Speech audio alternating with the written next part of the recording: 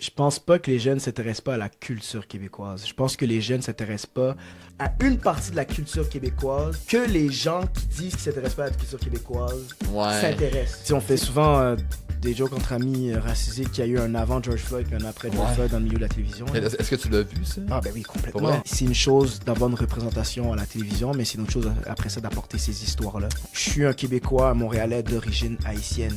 Ça vient avec quelle réalité? Ça? Ouais. On a perdu des chaînes de télévision comme VRAC TV Ouais. qui ont construit le citoyen que je suis aujourd'hui. Ça n'a pas de sens pour moi de reprocher à des jeunes de pas s'intéresser à ce que tu fais si à la base t'essaies même pas de comprendre ce qui leur plaît. Je suis québécois aussi, puis je te dis qu'il y a du racisme systémique. Quand on va commencer à accepter que ma culture haïtienne fait partie, que tu le veuilles ou non, de la culture québécoise, puis que ça apporte justement encore plus de profondeur, puis plus de beauté à cette culture-là, ben là, on va commencer à avoir des vraies discussions. Tu sais. Ouais. Puis malheureusement, le fait de d'essayer d'être un bon immigrant, c'est avec le fait que comme, hey, j'ai pas le droit à l'erreur, parce que si je fais une connerie, si je fais quoi que ce soit, ben on va me dire non, t'es plus des nôtres. L'après-Guy Bord, je me suis comme surpris à devenir self-conscious. À partir de là, je pense que c'est là que l'anxiété a commencé à embarquer un peu plus. Ok. Tu sais. Puis je pense que j'avais aussi la peur d'être la saveur du mois. T'sais, la vie m'a tout le temps rappelé que j'étais à la bonne place quand je faisais de l'art. Je garde toujours en tête que ça peut finir demain. J'ai grandi avec des parents qui n'ont pas eu grand-chose dans leur jeunesse, puis